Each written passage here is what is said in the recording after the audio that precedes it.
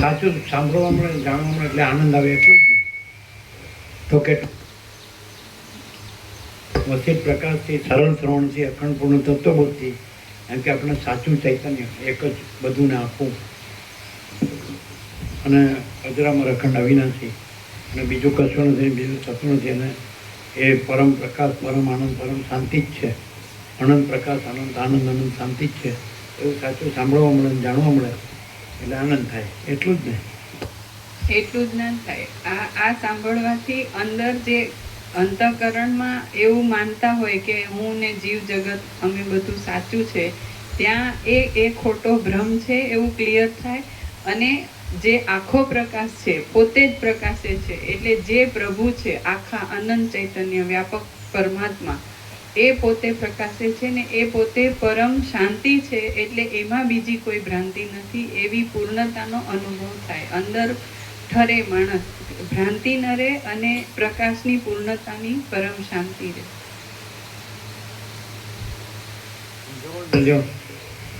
સાચું જુઓ એવું થયું છે. જો કેવું બેહામણું છે. એટલે પછી ઘરના ક્યાંથી ગમે આવું કરે છે. કાંઈક માણસ હસતો બોલતો ચાલતો હોય તો એમ કે ના સારું કર્યું તમે આવી ગયા, પાછા ન આવ્યો તો સારું હતું. આવું મોટું જોવે એટલે અગલી.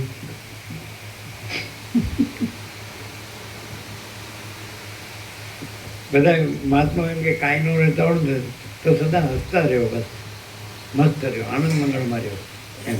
એટલે ખાલી આનંદ નામ ન રાખો, આનંદમાં રહ્યો. થાકે ઘરના પછી એમ કે બે છોકરી પરણવાની છે એમાં હું આટલું બધું ભારે કામ થઈ જાવ છું. એટલું તો આપણે તમે કામ કરો છો એટલે એટલું તો મળે જ છે, હું ચિંતા કરો છો. દિલીપ પ્રભુ કે હા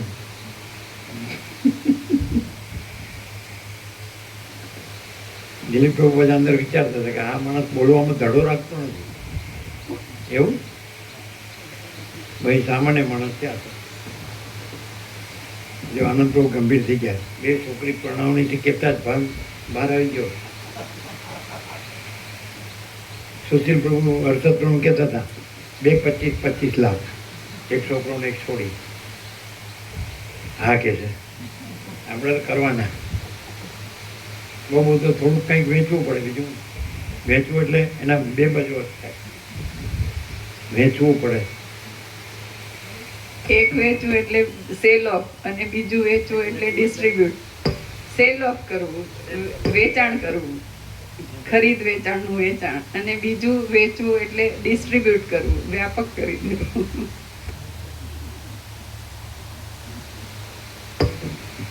જીતું કે ચાલો મારે નથી કરવું એવું છોકરા કરે છે, છોકરા ગણતા નથી, હું કરવું.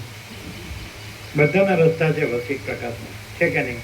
એ તો હવે તમે યોગ વસિત સાંભળ્યું છે. ચાલો એના રસ્તા તમે જ કહો. અમે આનંદપુરના ભાઈ રાજુપ્રમથી આ વખતે પ્રસાદ લેવા ગયા ને ડૉક્ટર, તો મામા પણ બેસવા કહી દીધું, બેસી જાઓ પ્રસાદ લેવો, બેસી જાઓ. અને પછી એના ચિરંજીવે એટલું જોરથી જય બોલાવીને કે કોઈ દી અમે સાંભળી જ નથી. આજે પરબ્રહ્મ સદગુરુ દેવકી છે, આખી સોસાયટી સાંભળે એવું નહોતું બોલાવી. કોણે સાંભળી હતી? જો આટલા બધા પાછળ જુઓ બધા આ પાછળ તમારી આ બાજુ એના ભાઈના જ ઘેર બધાનો સરળ હૃદયનો ફૂલ ભાવ. અમે આવું સરસ આવતું હોય તો મામા પ્રભુ થોડું કરી દે એટલે વૈરાગ્ય થયું કે હું કે ભાઈ સંતોષી નર સદા સુખી. ને તો પાછા ઘરના છે ને એ માપમાં રાખતા છે, માપમાં લેવો, માપમાં રહ્યો. હમણાં બાપુ જે હતા ને કેશા પ્રભુ, એટલે અમે કે ફૂલ પ્રસાદ જોઈને ફૂલ આનંદ મંગળમાં રહ્યો, નિકોરા આંબાવાડીયામાં નર્મદા. એટલે એ શું કે ખબર, એ ફૂલ દે એટલે જ્યોતના મળી ગયા. માપ રાખો, લુગડા મારે ધોવા પડે.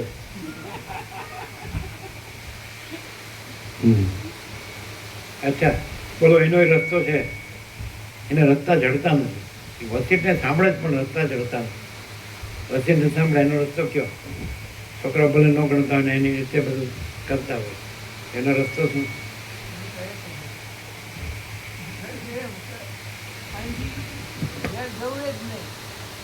આપણને પેન્શન આવે એ વ્યાપકમાં જ આપી દેવું બસ. એમણે એમનો ભાવ વ્યક્ત કર્યો હતો થોડા વખત પહેલા કે અમારે ઘેર જવું જ નહીં અને જે પેન્શન આવે તે વ્યાપક કરી દેવું અહીંયા એમ.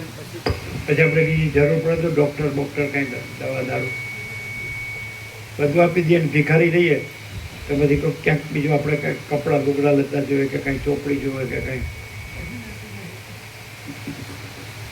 ક્યાંક ભાઈ ડૉક્ટર પાસે કાંઈ આ થપાટ વાગી તો દવા ન લેવી પડે એવી પડે ને જાવી પડે ડૉક્ટર પાસે. ને ગોળી આગળની પડી એવું ન ચાલે, પછી લાંબુ હાલે. 4 વાપરી 6 પડી ગઈ, 10 જ વાપરવાના હતી એટલે બે સ્ટ્રીપ હતી.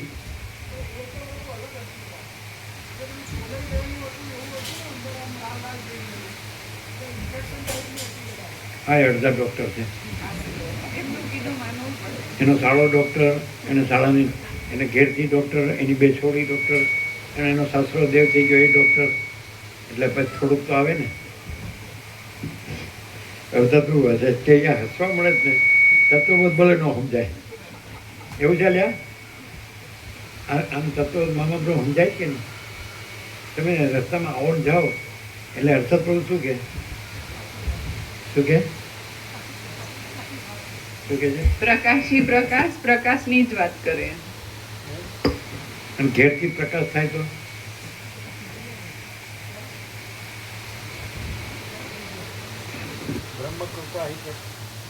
બ્રહ્મ કૃપા એ કેવલમ આનંદ મંગળ.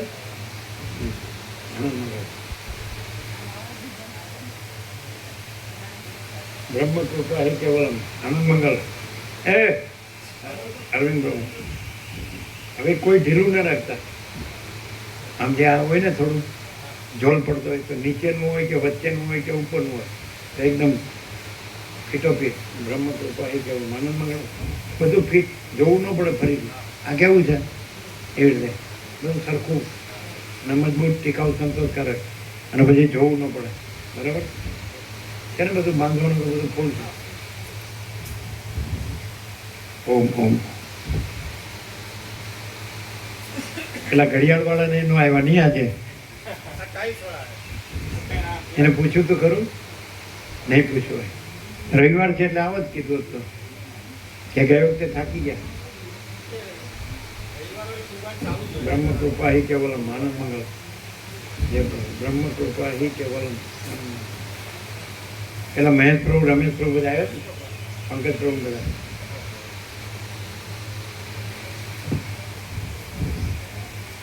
એને પૂછ્યું નહીં હોય. ગયા વખતે થાકી ગયા એમ કીધું હતું કે કંટાળે. બ્રહ્મ કૃપા હિ કેવલમ આનંદ મંગળ. જય પ્રભુ. એકદમ મજબૂત, હો, ફરી જોવું ન પડે.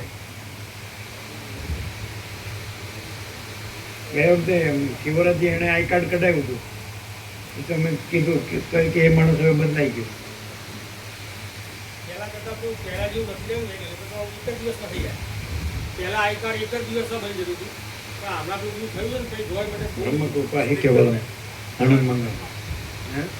ત્યારથી પેલું બધી ઘટનાઓ બાંગ્લાદેશીનું બની ત્યારે ગવર્મેન્ટ એટલું સ્ટ્રીક કરી નાખ્યું છે ને કે આપણે કંઈ કરીએ તો થતું નહીં. એટલે આ માણસ કોઈ પરદેશમાંથી પૂછી આવ્યો નથી એમ, તો એને ખબર નથી કે સ્વદેશમાંથી આવ્યો છે અને પરદેશ છે જ નહીં. પરબ્રહ્મ છે, સ્વદેશ છે, અને આ ભ્રાંતિ છે એ છે જ નહીં, એટલે પરદેશ છે જ નહીં. હે? સર્વાત્મા અખિલાત્મા પૂર્ણ બ્રહ્મ સર્વાત્મા. બ્રહ્મ કૃપા હિ કેવલમ આનંદ મંગળ. હવે એવું મજબૂત કે ક્યાંય જવું ન પડે. આ વાંસનું કીધું બળદેવભાઈ, પણ મજબૂત છે ને, મજબૂત છે. એ તો કાલે બળદેવભાઈ પાઇપનું કહેતા હતા, પણ બરોબર જ છે. અમે કીધું બરોબર, અને એ તો એ કરવું હોય તો ક્યાં વાર લાગે. ઓમ ઓમ ઓમ.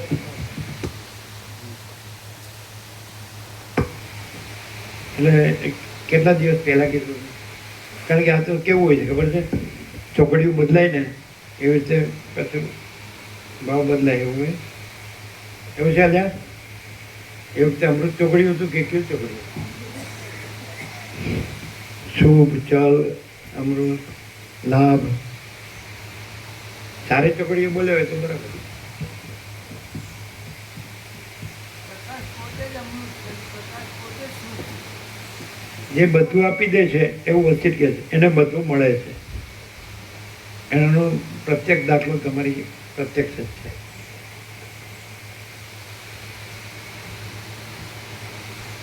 પણ સાધુ પછી હું ભિખારી થઈ જાઉં તો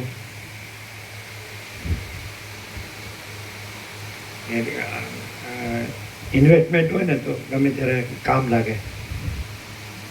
શું ને ટુકડો વાત તો પ્રેક્ટિકલ છે. આમ ન રોવા કોંજ રોવા.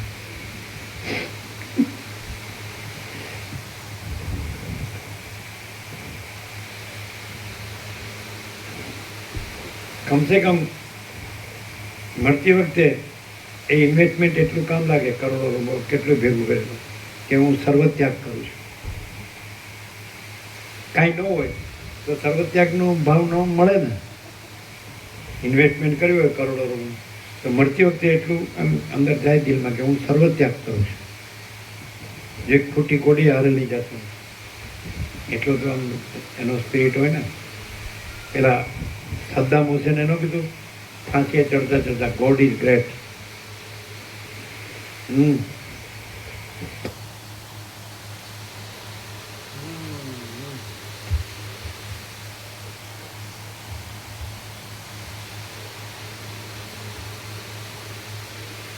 આદ્ય પરબ્રહ્મ સદગુરુ દેવ કી જય.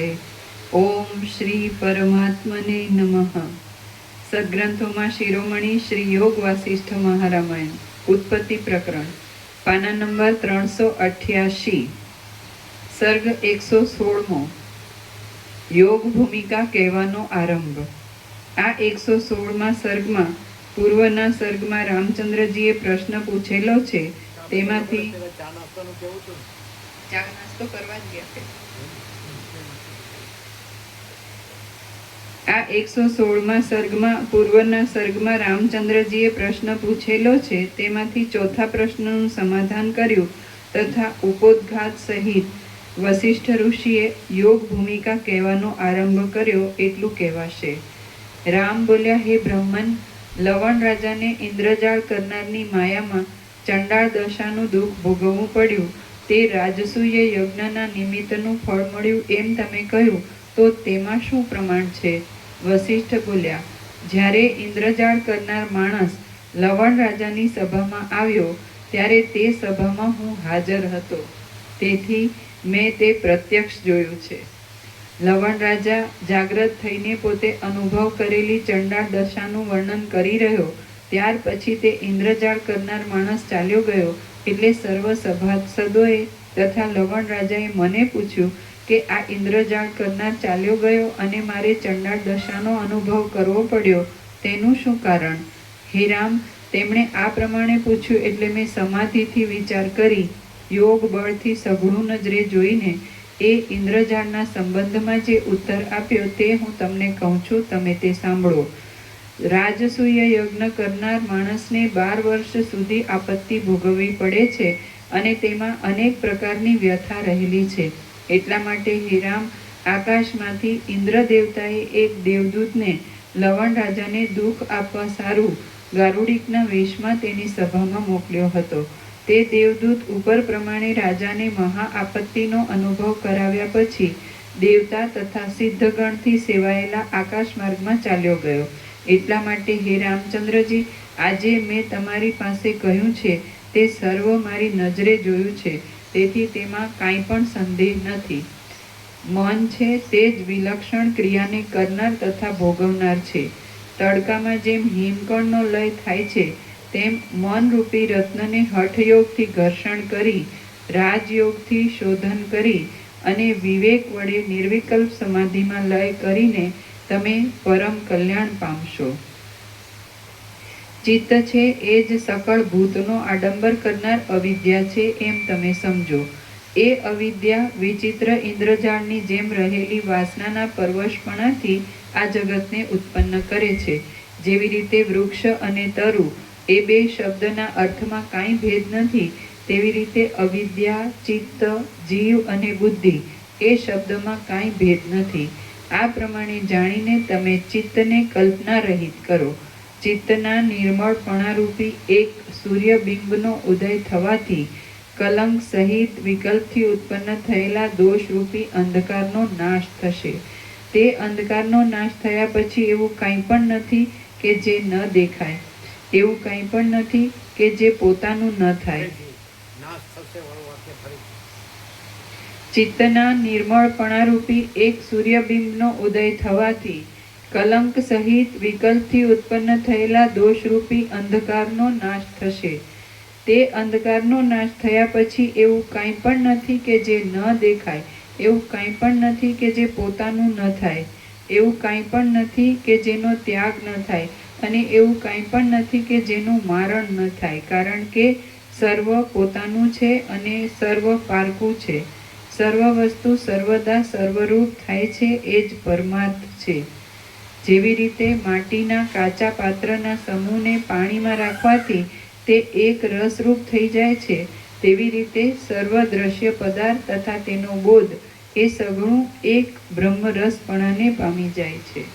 રામ બોલ્યા, હે મહાત્મન, મનનો ક્ષય થવાથી સકળ દુઃખનો અંત થાય છે એમ આપે કહ્યું, પણ ચપળ વૃત્તિવાળા મનની અસત્તા કેવી રીતે થાય તે કહો. વશિષ્ઠ બોલ્યા, હે રઘુકુળ ચંદ્ર, મનને શાંત કરવા માટે હું તમને યુક્તિ કહું છું તે સાંભળો. તે જાણવાથી પરમાત્મામાં મનોવૃત્તિનો લય થશે. પ્રથમ મેં તમને કહ્યું છે કે સર્વ પ્રાણીની સાત્વિક, રાજસ અને તામસ એમ 3 પ્રકારની જાતિ છે. તેમાં પ્રથમ મનની કલ્પના વડે હું ચતુર્મુખ બ્રહ્મા સ્વરૂપ છું એ પ્રમાણે કલ્પના બ્રહ્માને થઈ. એ બ્રહ્મા સત્ય સંકલ્પ હોવાથી જે સંકલ્પ કરે છે તે જુએ છે. તેથી જ આ ભુવનાડંબરની કલ્પના થયેલી છે. તેમાં જન્મ, મરણ, સુખ, દુઃખ તથા મોહ વગેરેની કલ્પના થયેલી છે. એ પ્રમાણે બ્રહ્માના એક દિવસ સુધી એ સર્વ રચના રહે છે. પછી જેમ તડકામાં રહેલી હિમકણિકાનો લય થાય છે, તેમ આ ભુવનાડંબરનો શેષશાયી વિષ્ણુને વિશે લય થઈ જાય છે. ફરીથી સૃષ્ટિનો સમય થાય છે ત્યારે વિષ્ણુના નાભિકમળમાંથી ઉત્પન્ન થયેલા બ્રહ્મા પોતાના સંકલ્પથી પ્રથમના જેવી જ રચના ઉત્પન્ન કરે છે. પાછો તેનો લય થઈ જાય છે અને ત્યાર પછી પણ પોતાની મેળે જ ઉત્પત્તિ થાય છે. એ પ્રમાણે વારંવાર ઉત્પન્ન થઈ તે પોતાની મેળે શાંત થાય છે. એવી રીતે આ બ્રહ્માંડમાં તેમજ બીજા બ્રહ્માંડમાં અનંત બ્રહ્મકોટી રહેલી છે. એવી જ રચના એમને એમ થઈ ગયેલી છે તથા થશે, અને તેની ગણતરી પણ થતી નથી. ઉપર પ્રમાણે રહેલી કલ્પનામાં ઈશ્વરની પાસેથી આવેલો જીવ કેવી રીતે જીવે છે તથા મુક્ત થાય છે તે સાંભળો. પ્રથમ ઉત્પન્ન થયેલી બ્રહ્માની મનોશક્તિ પાસે રહેલા આકાશની શક્તિનો આધાર લે છે. આકાશમાં રહેલા પવનને અનુસરે છે અને કંઈક ચલનરૂપ ઘાટા સંકલ્પપણાને પામે છે. ત્યાર પછી તે શબ્દ, સ્પર્શ, રૂપ, રસ અને ગંધ એ તન્માત્રા સહિત પૃથ્વી, જળ, તેજ, વાયુ અને આકાશ એ 5 મહાભૂતપણાને પામે છે.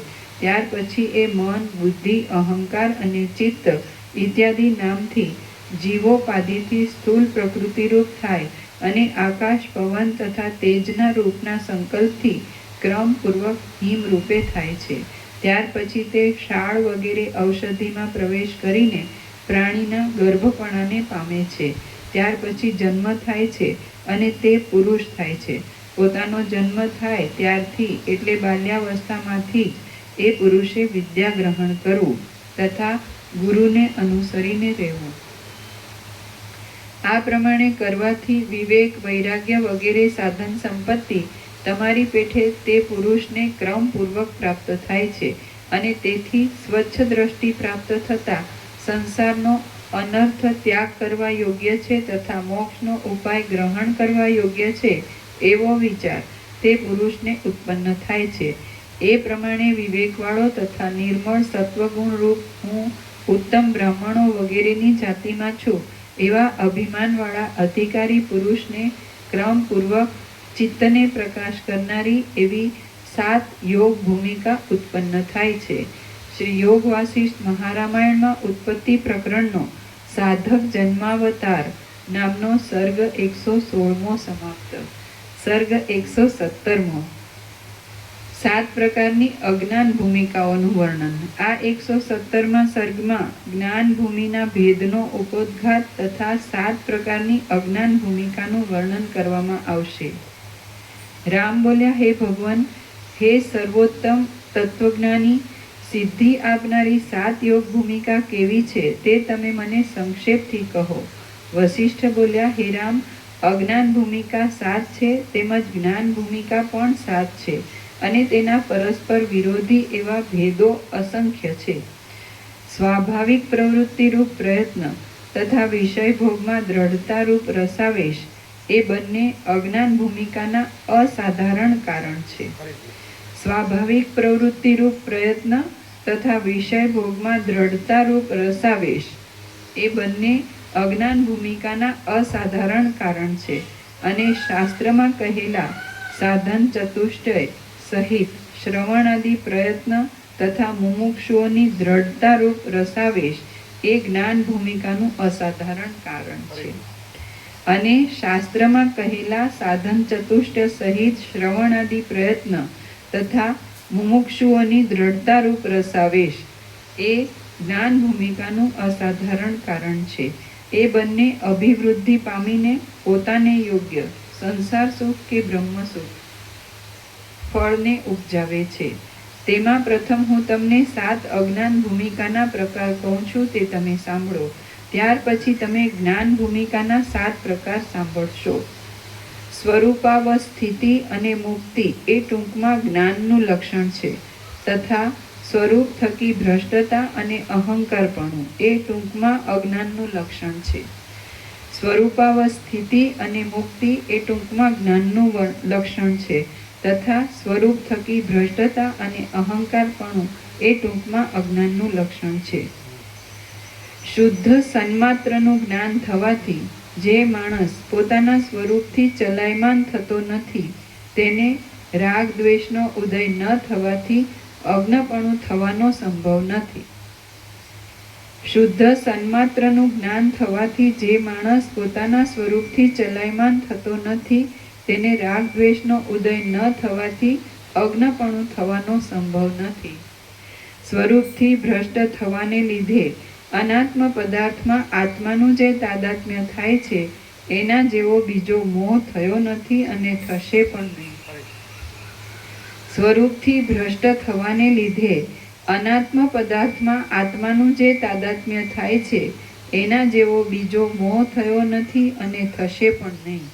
પ્રથમ થયેલા વિષયનો સંકલ્પ સમાપ્ત થયા પછી જ્યાં સુધી બીજા વિષયનો સંકલ્પ થયો નથી, ત્યાં સુધી વચગાળે જે સ્થિતિ રહે છે તેને સ્વરૂપાવસ્થિતિ કહે છે. પ્રથમ થયેલા વિષયનો સંકલ્પ સમાપ્ત થયા પછી જ્યાં સુધી બીજા વિષયનો સંકલ્પ થયો નથી, ત્યાં સુધી વચગાળે જે સ્થિતિ રહે છે તેને સ્વરૂપાવસ્થિતિ કહે છે. કારણ કે ત્યાં સુધીની તે સ્થિતિમાં મનન કે પ્રયત્ન રહેતા નથી, જેમાં સર્વ સંકલ્પ શાંત થાય છે, જે પહાડના મધ્ય ભાગ જેવી ઘન છે અને જે જડતા તથા નિદ્રાથી રહિત છે, તે સ્થિતિને પણ સ્વરૂપાવસ્થિતિ કહે છે. જેમાં સર્વ સંકલ્પ શાંત થાય છે, જે પહાડના મધ્ય ભાગ જેવી ઘન છે અને જે જડતા તથા નિદ્રાથી રહિત છે, તે સ્થિતિને પણ સ્વરૂપાવસ્થિતિ કહે છે. અહમતાના અંશનો નાશ થયા પછી, ભેદ શાંત થયા પછી અને નિસ્પંદપણાને પામ્યા પછી જે અજડ ચિત્ત ચૈતન્ય સ્ફુરે છે, તેને પણ સ્વરૂપાવસ્થિતિ કહે છે. અહમતાના અંશનો નાશ થયા પછી, ભેદ શાંત થયા પછી અને નિસ્પંદપણાને પામ્યા પછી જે અજડ ચિત્ત ચૈતન્ય સ્ફુરે છે, તેને પણ સ્વરૂપાવસ્થિતિ કહે છે. એ સ્વરૂપાવસ્થિતિમાં અજ્ઞાનનો આરોપ કર્યો છે, તે અજ્ઞાનની 7 ભૂમિકા તમે સાંભળો. 1. બીજ જાગ્રત, 2. જાગ્રત, 3. મહાજાગ્રત, 4. જાગ્રત સ્વપ્ન, 5. સ્વપ્ન, 6. સ્વપ્ન જાગ્રત અને 7. સુષુપ્તક. આવી રીતે 7 પ્રકારની અજ્ઞાન ભૂમિકા છે. એ 7ના પરસ્પર શેરભેળ થવાથી બીજા ઘણા પ્રકાર થાય છે. તેમાં એ 7 ભેદના લક્ષણો સાંભળો. કોઈથી વર્ણન ન થાય એવું તથા ભવિષ્યકાળમાં ચિત્ત, જીવ વગેરે નામના શબ્દ તથા અર્થને ભોગવનારું બીજ રૂપે રહેલું તથા જાગ્રત, જે નિર્મળ ચૈતન્યનું પ્રથમ સ્ફુરણ છે તેને બીજ જાગ્રત કહે છે.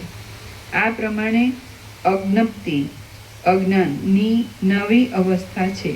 હવે હું તમને બીજી જાગ્રત સંસ્કૃતિ, સંસાર ભ્રમ કહું છું તે તમે સાંભળો. બીજ જાગ્રત થયા પછી આ હું તથા આ મારું એવી મનમાં જે પ્રતીતિ થાય છે તેને જાગ્રત કહે છે. આ હું તથા આ મારું એવી જાતના જન્મ થયા પછી અથવા પૂર્વજન્મના સંસ્કારથી જાગ્રત થયેલા દ્રઢ વિશ્વાસને મહાજાગ્રત કહે છે. અભ્યાસથી દ્રઢ થયેલું અથવા દ્રઢ ન થયેલું જાગ્રત અવસ્થાનું જે મનોરાજ્ય છે તેને જાગ્રત સ્વપ્ન કહે છે.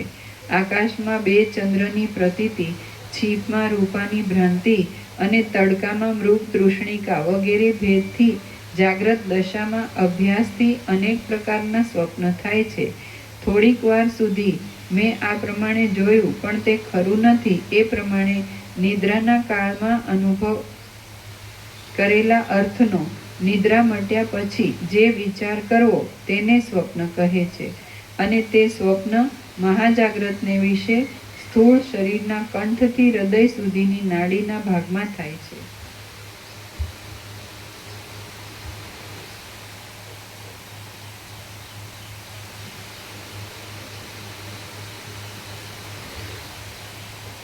સ્વપ્ન ચિરકાલ સુધી જોવામાં આવતું ન હોય તો તેથી તેનું શરીર બરાબર ખુલતું નથી. ક્ષત દેહમાં અથવા અક્ષત દેહમાં જ્યારે જાગ્રત દશાની પેઠે સ્વપ્નમાં દ્રઢ નિશ્ચય થાય છે ત્યારે તેને સ્વપ્ન જાગ્રત કહે છે. ઉપરની 6 અવસ્થાનો ત્યાગ થયા પછી ભાવિ દુઃખના બોજથી યુક્ત જીવની જે જડ સ્થિતિ છે તેને સુષુપ્તિ કહે છે. આવી અવસ્થામાં ઘાસ, ઢેફા તથા પથરા વગેરે સર્વ પદાર્થો પરમાણુ જેવા રહે છે. હે રામચંદ્રજી, આ પ્રમાણે મેં તમને અજ્ઞાનની 7 ભૂમિકા કહી. એમાંની દરેક ભૂમિકાને અનેક પ્રકારના વૈભવવાળી અનેક શાખા રહી છે. જો જાગ્રત સ્વપ્નની દશા ઘણીવાર સુધી રૂઢ થાય તો તે દશા જાગ્રત અવસ્થામાં મળી જાય છે. જાગ્રતપણાને પામેલી જાગ્રત સ્વપ્ન દશામાં અનેક પ્રકારના પદાર્થના ભેદ વડે મહાજાગ્રત દશાના જેવી સ્થિતિ વિકાસ પામે છે. જેવી રીતે વહાણ જળની અંદર રહેલી ઘૂમરીમાં ભમ્યા કરે છે તેવી રીતે ઉપરની મહાજાગ્રત દશામાં પણ માણસ એક જાતના મોહમાંથી બીજા મોહમાં ભમ્યા કરે છે. એ પ્રમાણે કેટલીક સંસ્કૃતિ સ્વપ્નની પેઠે રહેલી છે, કેટલીક જાગ્રતપણે રહેલી છે, કેટલીક સ્વપ્ન જાગ્રતપણે રહેલી છે તથા કેટલીક જાગ્રત સ્વપ્ન રૂપે રહેલી છે. આ પ્રમાણે મેં તમને 7 અજ્ઞાન ભૂમિકાઓ કહી. તે અનેક પ્રકારના વિકારને લીધે તથા જગતની અંદરના ભેદને લીધે અવશ્ય ત્યાગ કરવા યોગ્ય છે. મનોહર વિચાર કરી એક નિર્મળ આત્માનું જ્ઞાન પામીને તમે તે અજ્ઞાન ભૂમિકાને તરી જશો. શ્રી યોગ વાસિષ્ઠ મહારામાયણમાં ઉત્પત્તિ પ્રકરણનો અજ્ઞાન ભૂમિકા વર્ણન નામનો સર્ગ 117મો સમાપ્ત. સર્ગ 118મો 7 પ્રકારની જ્ઞાન ભૂમિકાઓનું વર્ણન. આ 118મા સર્ગમાં 7 પ્રકારની જ્ઞાન ભૂમિકાનું તથા મોક્ષ સુધીના તેના લક્ષણનું વર્ણન કરવામાં આવશે. વસિષ્ઠ બોલ્યા, હે અનઘ, હવે હું તમને જ્ઞાનની 7 ભૂમિકા કહું છું, તમે તે સાંભળો. એ 7 ભૂમિકાનું જ્ઞાન થયા પછી તમે ફરીથી મોહરૂપી કાદવમાં ડૂબશો નહીં. કેટલાક મતવાદીઓ યોગ ભૂમિકાના ઘણા પ્રકાર કહે છે, પણ હવે પછી હું તમને કહેવાનો છું તે જ શુભ ફળ આપનારી 7 ભૂમિકા મને માન્ય છે. અવબોધને જ્ઞાન કહે છે અને તે જ્ઞાન 7 ભૂમિકાનું છે. જ્ઞેયને મુક્તિ કહે છે અને તે 7 ભૂમિકાથી પર છે. સત્યાવબોધ અને મોક્ષ એ 2 શબ્દનો એક જ અર્થ છે અને જે જીવને સત્યાવબોધ થયો છે તેને ફરીથી જન્મ મરણ થતા નથી.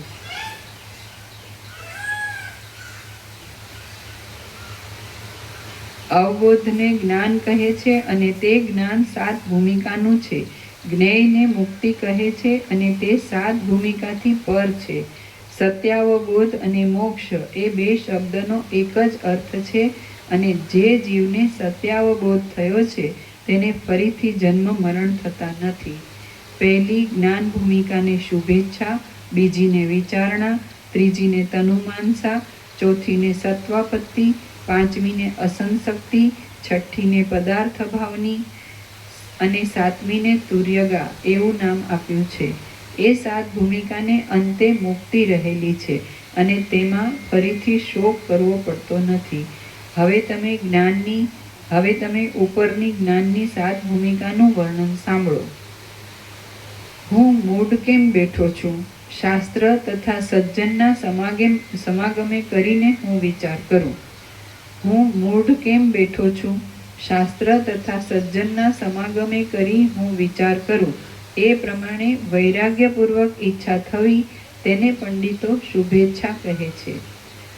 શાસ્ત્ર તથા સજ્જનના સમાગમ વડે વૈરાગ્ય તથા અભ્યાસપૂર્વક સદાચારમાં જે પ્રવૃત્તિ કરવી તેને વિચારણા કહે છે.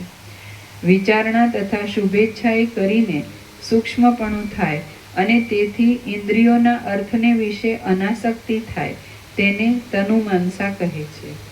ઉપરની 3 ભૂમિકાના અભ્યાસથી બહારના વિષયને વિશે ચિત્તમાં વૈરાગ્ય થાય અને તેથી શુદ્ધ તથા સત્ય આત્મામાં જે સ્થિતિ થાય તેને સત્વાપત્તિ કહે છે. ઉપરની 3 ભૂમિકાના અભ્યાસથી બહારના વિષયને વિશે ચિત્તમાં વૈરાગ્ય થાય અને તેથી શુદ્ધ તથા સત્ય આત્મામાં જે સ્થિતિ થાય તેને સત્વાપત્તિ કહે છે. ઉપરની 4 દશાના અભ્યાસથી અસંગ રૂપી ફળ થાય છે. નીચે ટાંચ છે. સમાધિને લીધે ચિત્તને અંદરના તથા બહારના આકારનું જ્ઞાન ન રહે એવી જાતનું ફળ થવું તેને અસંગ કહે છે.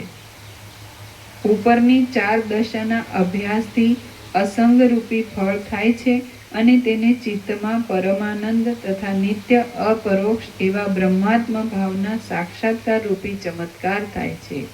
તેને અસંશક્તિ કહે છે. આ 5મી અસંશક્તિ 5મી. હા. ઉપરની 4 દશાના અભ્યાસથી અસંગ રૂપી ફળ થાય છે અને તેને ચિત્તમાં પરમાનંદ તથા નિત્ય અપરોક્ષ એવા બ્રહ્માત્મ ભાવના સાક્ષાત્કાર રૂપી ચમત્કાર થાય છે. તેને અસંશક્તિ કહે છે. ઉપરની 5 ભૂમિકાના અભ્યાસથી આત્મારામપણાએ કરીને બહારના તથા અંદરના પદાર્થની જે અભાવના થાય છે તેને પદાર્થ અભાવિની કહે છે. ઉપરની 5 ભૂમિકાના અભ્યાસથી આત્મારામપણાએ કરીને બહારના તથા અંદરના પદાર્થની જે અભાવના થાય છે તેને પદાર્થ ભાવિની કહે છે. છઠ્ઠી ભૂમિકામાં પદાર્થ માત્રની અન્ય માણસ પ્રેરણા કરે ત્યારે પણ પ્રયત્નથી ખબર પડે છે. આ 6 ભૂમિકાના અભ્યાસથી ભેદ માત્ર ન જણાવવાને લીધે એક સ્વભાવમાં જ જે નિષ્ઠા રહેલી છે તેને તુર્યગા કહે છે. આ પ્રમાણેની તુર્યાવસ્થા જીવન મુક્ત વિશે રહેલી છે.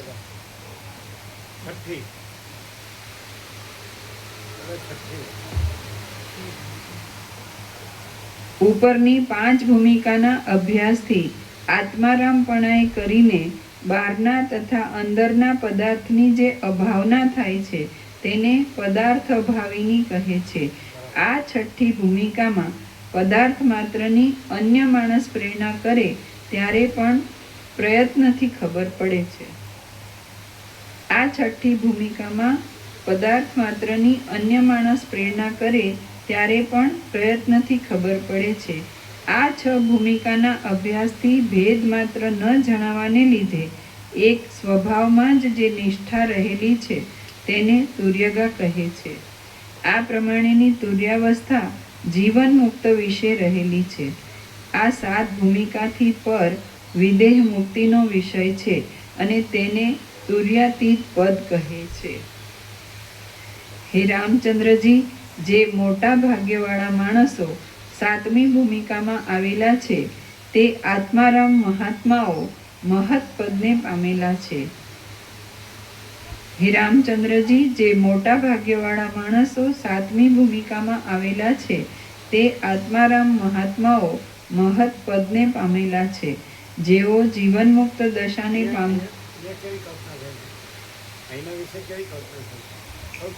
આમાં કલ્પના નથી, રિયાલિટી છે. એ જે કીધું કે 7મી ભૂમિકામાં જે મહાત્માઓ આવ્યા એ મહત્પદને, તો મહત્પદ તુર્યાતીત, એમણે આમાં જ કીધું છે કે તુર્યગાથી પણ પર છે તુર્યાતીત.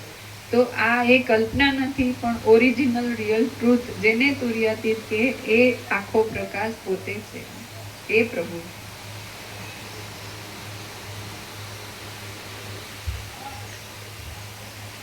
જેઓ જીવન મુક્ત દશાને પામેલા છે તેઓ સુખ દુઃખમાં આસક્ત થતા નથી. કોઈ સમયે તેઓ આવી પડેલા વ્યવહારના કાર્યો કરે છે તો કોઈ સમયે તેઓ તે પણ નથી કરતા.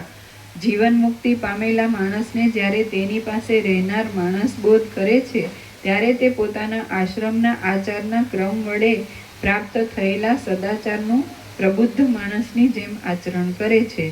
છતાં જેમ સૂતેલા માણસને સુંદર સ્ત્રી સુખરૂપ થતી નથી તેમ તે આત્મારામ પુરુષને જગતની એક પણ ક્રિયા સુખરૂપ થતી નથી. આ પ્રમાણે 7 ભૂમિકાનું જ્ઞાન વિદ્વાન માણસને જ થાય છે, પણ પશુને, સ્થાવરને અથવા મલિન ચિત્તવાળાને થતું નથી. પશુ અથવા મ્લેચ્છને પણ જ્યારે ઉપર કહેલી જ્ઞાન દશા પ્રાપ્ત થાય છે ત્યારે તે દેહ સહિત અથવા દેહ રહિત હશે તો પણ તે મુક્ત થાય છે, તેમાં કાંઈ સંશય નથી. જ્ઞપ્તિ, જ્ઞાન, ગ્રંથિ, સંસારની ગાંઠ. જ્ઞપ્તિ ગ્રંથિને કપાવવાથી મુક્તતા થાય છે. એટલે પછી મૃગ તૃષ્ણામાં જળ બુદ્ધિ તથા ચિત્તમાં રૂપાની બુદ્ધિ વગેરે ભ્રમની શાંતિ થાય છે. જે માણસો મોહને તરી ગયા છે તથા પવિત્ર પદને પ્રાપ્ત થયા છે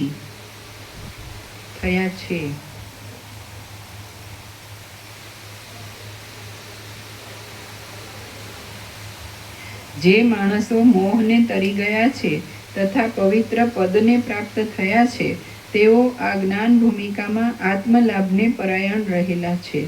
કેટલાક સર્વ ભૂમિકામાં ગયા છે, કેટલાક 1-2 ભૂમિકામાં ગયા છે, કેટલાક 6ઠ્ઠી ભૂમિકા સુધી ગયા છે અને કેટલાક 7મી જ ભૂમિકામાં રહેલા છે.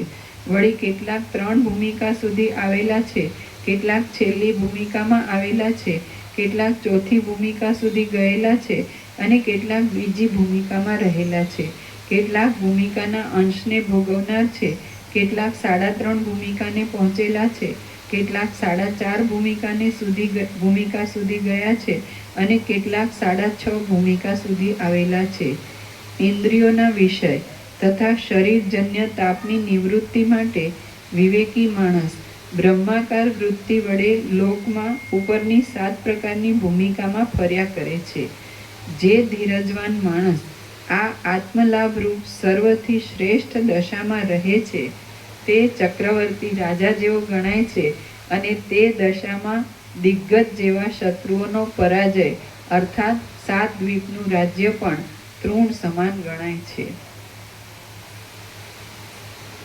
જે ધીરજવાન માણસ આ આત્મલાભ રૂપ સર્વથી શ્રેષ્ઠ દશામાં રહે છે તે ચક્રવર્તી રાજા જેવો ગણાય છે અને તે દશામાં દિગ્ગજ જેવા શત્રુઓનો પરાજય અર્થાત 7 દ્વીપનું રાજ્ય પણ તૃણ સમાન ગણાય છે. ઇન્દ્રિયો રૂપી શત્રુને જીતનાર જે માણસ ઉપર કહેલી 7 ભૂમિકામાં જય જયકાર ભેર રહે છે તે મહાત્મા વંદન કરવા યોગ્ય છે. ઇન્દ્રિયો રૂપી શત્રુને જીતનાર જે માણસ ઉપર કહેલી 7 ભૂમિકામાં જય જયકાર ભેર રહે છે તે મહાત્મા વંદન કરવા યોગ્ય છે. તે ભૂમિકામાં ચક્રવર્તીપણું તથા બ્રહ્માનું શરીર પણ તૃણરૂપ ગણાય છે, કારણ કે તેવા પુરુષને ચક્રવર્તી રાજ્ય તથા બ્રહ્માના શરીરથી પણ ઉત્તમ એવું વિદેહ કૈવલ્ય સુખ આ જગતમાં જ મળે છે. તે ભૂમિકામાં ચક્રવર્તીપણું તથા બ્રહ્માનું શરીર પણ તૃણરૂપ ગણાય છે, કારણ કે તેવા પુરુષને ચક્રવર્તી રાજ્ય તથા બ્રહ્માનું શરીરથી પણ ઉત્તમ એવું વિદેહ કૈવલ્ય સુખ આ જગતમાં જ મળે છે. શ્રી યોગ વાસિષ્ઠ મહારામાયણમાં ઉત્પત્તિ પ્રકરણનો જ્ઞાન ભૂમિકોપદેશ નામનો સર્ગ 118મો સમાપ્ત. ઓમ ઓમ ઓમ. પ્રસાદ આપી દેવા. પૂર્ણ પૂર્ણ પૂર્ણ.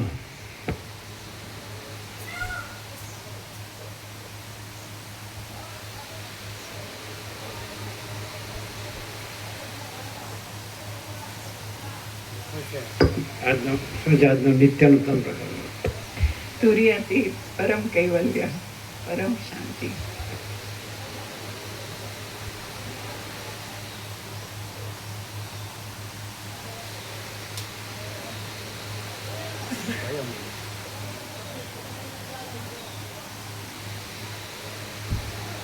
શું ક્લિયર થાય? શું ક્લિયર થાય? આજે એકદમ આરપાર હતું શરૂઆતથી. આ વાંચવાનું શરૂ કર્યું એના પહેલાંથી.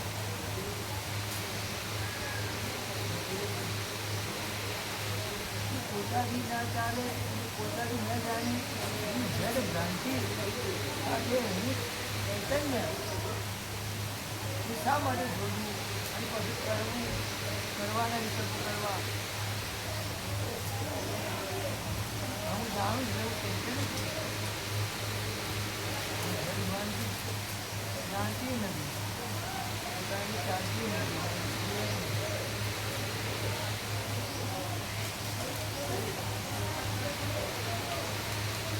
એક દાણો પડેલો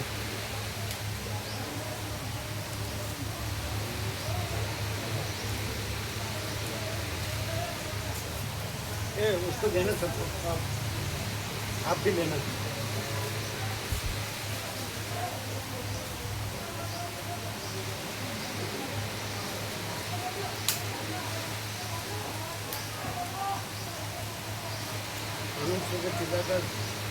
स्वयं चैतन्य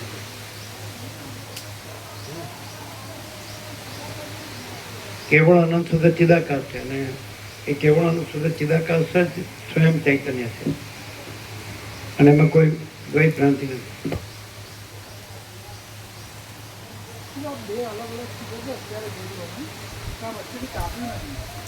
બે અલગ અલગ સ્પીકર જો કપાવવું પડશે તો ચાલશે. ના ના ચાલશે.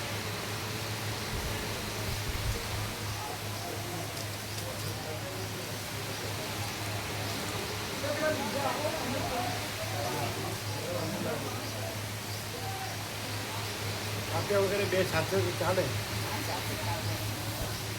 બધું એક જ છે ને.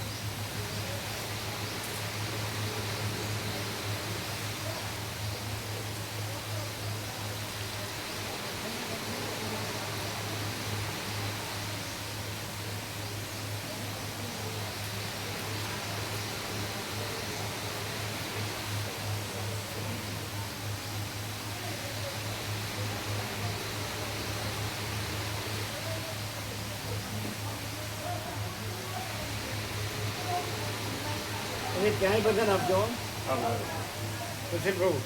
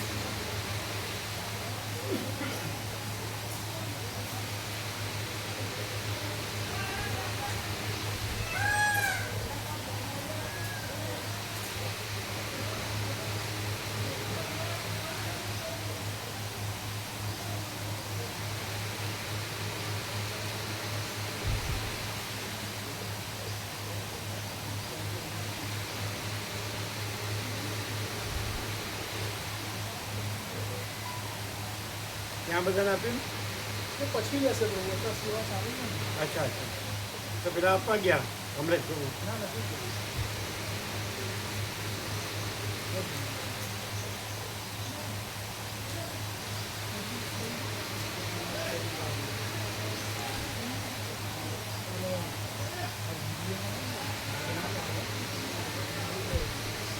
તો પછી અમારે કોને પૂછવાનું? તમારે પૂછવા જ પૂછી દો. હા એ પૂછી લઈએ.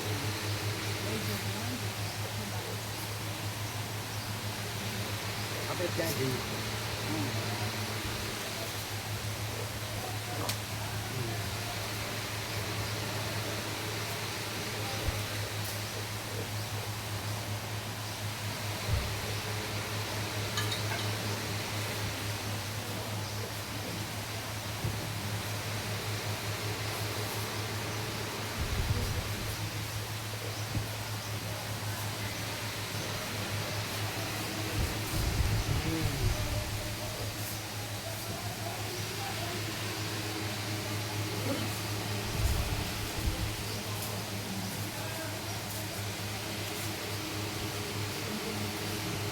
એવો પ્રકાશ છે. શાસ્ત્ર ગુરુઓમાં આ પ્રકાશ છે, ગુરુઓમાં આ પ્રકાશ છે. બસ હું બસ માયાનો કણિયો હોય ને એમનામાં માયાનો કણિયો પડેલો હોય થોડો. એનો અહીં કણિયો. કણિયો છે જ નહીં. કણિયો થોડોક અહીં કણિયો છે જ નહીં. કણિયો એટલે રજ માત્ર એનું કહીએ. પછી રજનો ગજ થાય ને રાયનો પર્વત થાય. એવો એમાં ભાઈ પ્રકાશ છે. પડ્યો હોય તો થાય ને. ના પણ ગુરુમાં તો પડ્યો હોય તો થાય તો. થોડો કણિયો હોય. વ્યક્તિને વાળો.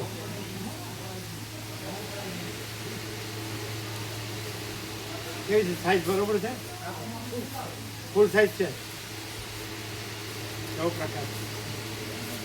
તમારા બંધુ શું કે કેમ રહ્યું? કેમ રહ્યું? એમ છે ને પ્રકાશ જ પ્રકાશ છે.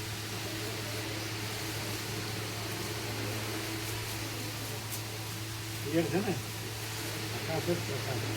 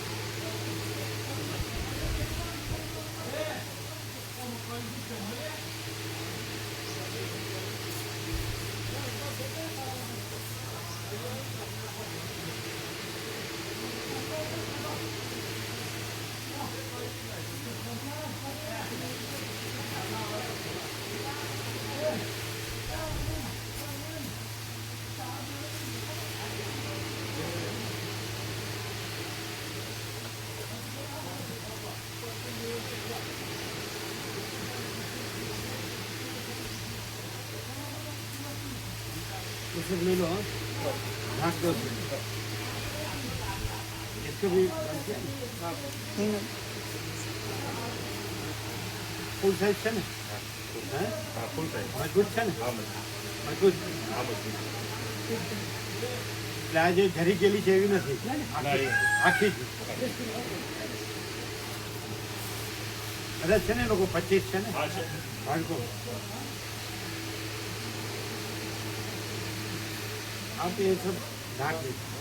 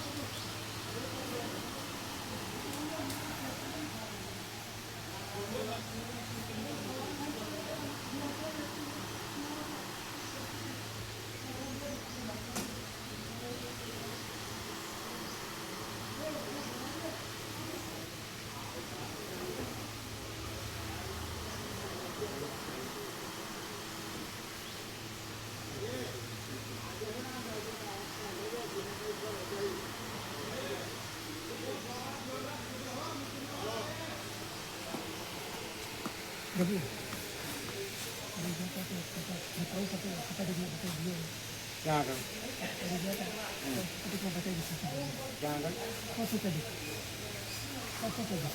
ક્યાં અહીંયા છે ખબર હોય ને આ લોકોને ખબર હોય રસિક પ્રભુને ખબર હોય ને રસિક પ્રભુને કાનમાં એ તો સારું છે બતાવું કાનમાં દુઃખતું નથી ના જોડે એવું દુઃખતું નથી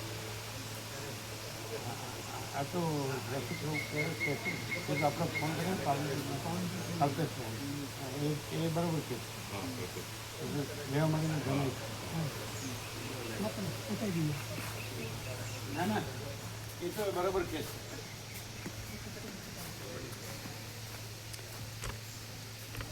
પહેલા તમે તો